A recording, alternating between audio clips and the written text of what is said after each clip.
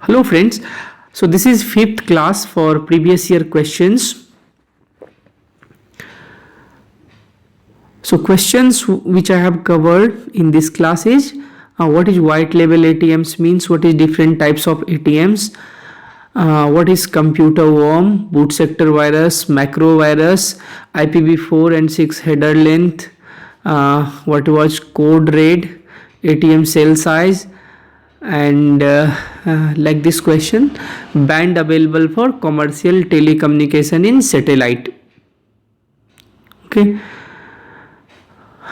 so for C band uplink is 6 and downlink 4, Q band uplink 14 and downlink 11, Ka band uplink 30 and downlink 20. So each year you will get at least one question for only this one.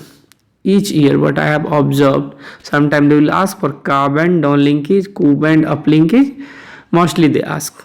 Okay, and then the ping, the packet internet grouper command is used by which protocol? So this is one is used by internet control message protocol. Okay, ICMP. So like this I have covered again 25 questions.